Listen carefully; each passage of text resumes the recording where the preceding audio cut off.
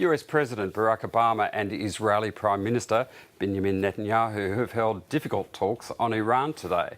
In public statements after the meeting, the two leaders present a united front, although each was equally determined to present their own view too.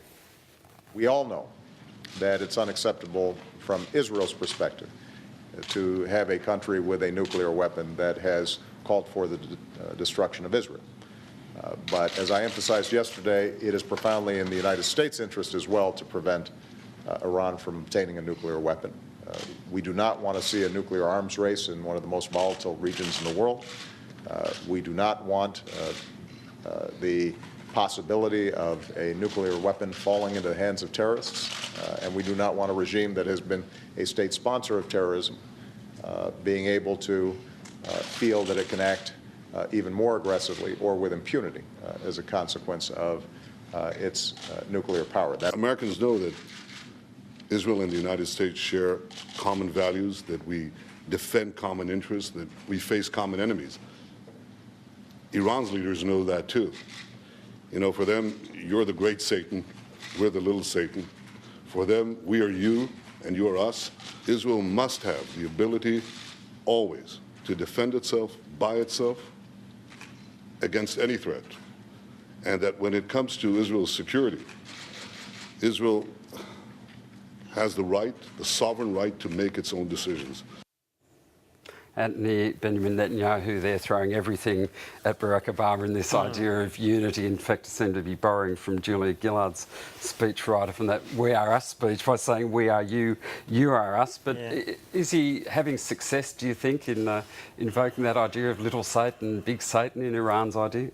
Well, certainly, yeah, look, in terms of the Iranian propaganda, yes, obviously Israel and America are seen as the great devils. That's true. But, I mean, the big issue here, which is consistently ignored, is that every US intelligence agency yet again recently came out and said there is no evidence that Iran has a nuclear weapon or capability. This is a vitally important point. So Netanyahu was coming to America this week to speak to the Israel lobby AIPAC conference. Obama spoke as well, desperately wanting support for a strike on Iran, a military strike. The fact of the matter is that most experts say that strike wouldn't be successful anyway militarily. Putting that issue aside, we have a situation here where you have the leading American Jewish organisations calling openly to support an Israeli Prime Minister to unilaterally strike a sovereign nation without any evidence after Iraq. One would think there'd be some more caution to strike Iran unilaterally.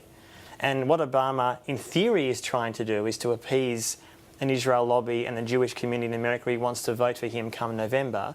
But also, he realises that anyone with a brain will tell him that if Iran is attacked, there will be massive retaliation against troops in Afghanistan, some contractors in Iraq, Hezbollah, Hamas, who knows where it's going to go. So I think the meeting today, of course, I wish I was a fly on the wall, but ultimately the message is going to be one that Israel was hoping, as most of the Israeli press were tweeting, in fact, during Netanyahu's speech to AIPAC this afternoon, our time, was hoping that he would get a guarantee and a point after which America would support a strike. And of course, the idea is, from America's perspective, is that America does the strike for them. That's the idea. Yeah. Chris Berg, should Barack Obama be receptive to Benjamin Netanyahu's pleas to draw a red line and then authorise beyond that a military strike? I think it's pretty obvious that that Barack Obama didn't authorise any military strike, and you listen to the two men's comments and you can hear Benjamin Netanyahu talk about military options and Barack Obama talk about diplomacy. Now, they claim to completely agree with each other, but they obviously don't. They're broadcasting two totally separate messages while claiming that they have absolute unanimity on this one. And it's obviously the case that Barack Obama would much prefer not. I mean, the Middle East, we used to talk about the Middle East being a powder keg, but that powder keg has gone off. Any strike on Iran would only exacerbate the very real geopolitical issues that the region has at the moment. And Barack Obama and I think the Americans agree with that. Certainly, the United States has no appetite for war. The Republican Party has no appetite for war anymore. I think this is a non-starter. Tori, do you think that there's an argument for outside military intervention against Iran? I think it should be avoided at all costs. well, not all costs, obviously, but I think as the plan A, it's a terrible plan A. What would you say would be the cost that would trigger it? I mean, if Iran was right on the verge of developing a nuclear weapon it could deliver, would that be sufficient? Well, I think it would be sufficient for the Israelis. But I think Barack Obama would probably be trying as hard as possible to wind back any military action there, because apart from setting off an enormous powder keg, any US troops in the Middle East would be under threat, any coalition troops would be, and everyone is already, taken enough hits there, and it's become incredibly unpopular. So as much as he might be under pressure in the United States, I wouldn't have thought that it would be from a huge part of the community. And also, Krista said, which I think needs to be corrected, is that every Republican candidate, in fact, talks about war. In fact, they're advocating war. In fact, Santorum, Gingrich, Romney, they're all saying that. And they're questioning Obama's, commitment to Israel and to Zionism, etc., etc. So, in fact, there is pressure on both sides for Israel to somehow... Netanyahu wants a Republican president come November. That's what he's aiming for. Right now in the Republican Party, they are broadcasting two messages, and if you listen to their earlier comments, particularly a couple of months ago, there was no appetite for foreign interventionism. That's changed, now Chris, they have certainly started talking slightly more bellicosely about Iran, but the Republican base does not want war. There's no Certainly question they are know it looking is at the much financial situation in terms of military adventures much more now. Well, Chris, I'll just interrupt because we can bring in now to join this discussion Hugh White, who's the Professor of Strategic Studies at the Australian National University. He specialises in Australian strategic and defence policy, and he's written extensively on regional and global security issues. He's with us now from Canberra. Hugh, welcome to the panel. Nice to be with you.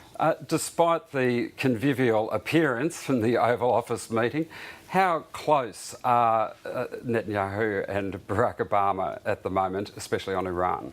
Well, I think they're a long way apart, and I think right at the heart of their disagreement is a difference of view about whether or not military strikes on Iran will actually affect the nuclear situation there. Right at the heart of this question is the idea whether or not military strikes on Iran have got a good chance of stopping or even significantly slowing down Iran's nuclear program. And I think what's really driving Barack Obama's reluctance to get drawn down that path is the advice I'm sure he's receiving from his experts that they do not have an option. They do not have an option which gives them a high level of confidence, even of significantly eroding Iran's nuclear program. Now, the problem for Barack Obama, as your panellists have pointed out, is that he's under a lot of political pressure from the Republican side to talk tough on Iran, but he knows that strategic reality. Whereas I think Netanyahu, partly I guess for domestic political reasons in Israel, is just walking past that reality. A lot of people in Israel, a lot of very significant military and intelligence experts in Israel are cautioning against a strike for exactly this reason.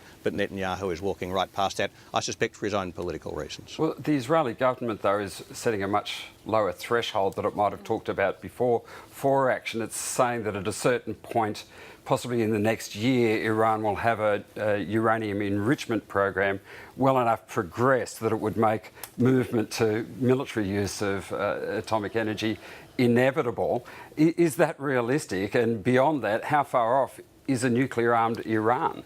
Well, I am relatively pessimistic about the trajectory of the Iranian nuclear program. I think it's very unlikely that they would have gone as far as they evidently have in developing uranium enrichment without at least wanting to keep open a very clear option to move to nuclear weapons. And there's no doubt that a world in which Iran has nuclear weapons is a more dangerous world than a world in which it doesn't. On the other hand, no matter what the Israelis might say, the fact is they do not have the capacity to destroy or even substantially disrupt an Iranian nuclear program through military action. And that's the fundamental military reality which, if you like, cuts through all the politics which I think swirls around this. So given that, would Israel be prepared to go it alone and launch a strike without the endorsement of the White House? Well, I think they easily might, but they'd need to do it in the recognition that the next morning the Iranian nuclear program would still be substantially intact and Iran would be substantially madder and that much more likely to build nuclear weapons. I think there is a sort of a fundamental military reality here which, as I say, transcends the politics on either side of the Atlantic. Well, there is another unavoidable issue in the Israel-Iran question at the moment, and that, of course, is the question of Syria, where there have been more recent offensives, and it lies, of course, between Israel and Iran's borders. So far, the United States and other Western nations have failed to gain UN support for any action. And they've shown no signs of wanting to intervene in the way they did during Libya's uprising. But now Republican Senator John McCain has become the most senior figure in US politics yet to insist that American warplanes should go back into action in the skies over Syria.